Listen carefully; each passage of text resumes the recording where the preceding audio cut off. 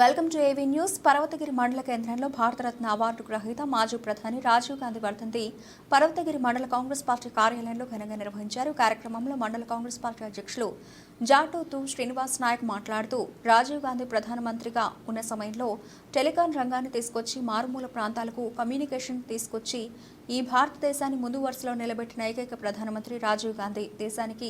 దేశానికి ఎన్నో సంక్షేమ పథకాలు తీసుకొచ్చి బడుగు బలహీన వర్గాలకు, ఎస్సీ ఎస్టీ మైనారిటీ వర్గాలకు సంక్షేమ ఫలాలు అందే విధంగా కృషి చేసిన నేత అని శ్రీనివాస్ నాయక్ అన్నారు. గాంధీ కుటుంబం ఒక త్యాగాల కుటుంబం అని, బడుగు బలహీన వర్గాలకు అండగా నిలిచిన గాంధీ కుటుంబం అని శ్రీనివాస్ నాయక్ అన్నారు.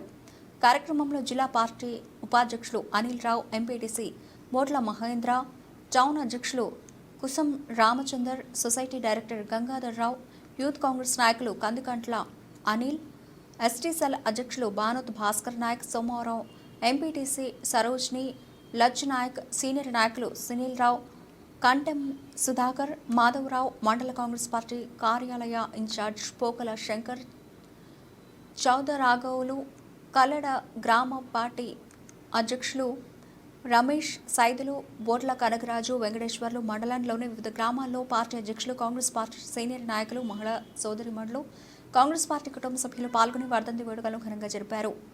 అనంతరం పేదలకు పండ్లు పంపిణీ చేశారు.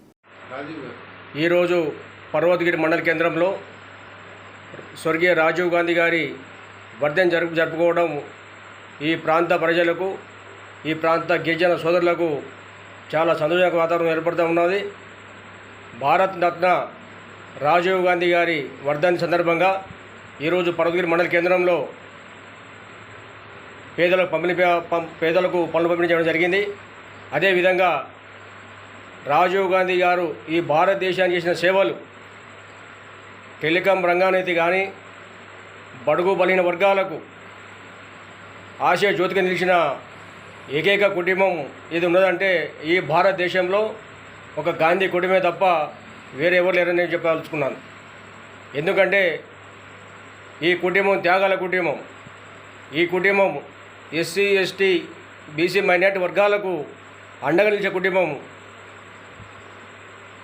రాబోయే రోజుల్లో కూడా ఈ దేశానికి రాహుల్ గాంధీ ప్రధానమంత్రి చేయడమే ఈ మా ప్రాంత ప్రజలు కానీ, మా రాష్ట్ర ముఖ్యమంత్రి వర్యులు రేవంత్ రెడ్డి గారి సారథ్యంలో రాహుల్ గాంధీ గారిని ప్రధానమంత్రి చేసి, గతంలో రాజీవ్ గాంధీ ఏ విధంగా అయితే ఈ ప్రాంత ప్రజలకు, ఈ దేశానికి సేవలు అందించినారో అదేవిధంగా రాహుల్ గాంధీ గారు కూడా ఆ సేవలు అందిస్తారని ఈ ప్రాంత ప్రజలు, కాంగ్రెస్ పార్టీ కుటుంబ సభ్యులు, కాంగ్రెస్ పార్టీ సైనికులు ఎదురు చూస్తూ ఉన్నారు.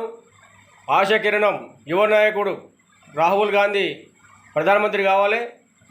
ఏదైతే రాజీవ్ గాంధీ గారు భారతరత్న అవార్డు అందుకున్నారో అదే ధరలో వారి అడుగుజాడలు నడుచుకుంటూ వారి కుమారుడు కూడా అదేవిధంగా చేస్తారని మేము కోరుతూ ఉన్నాం. జై కాంగ్రెస్. జై కాంగ్రెస్.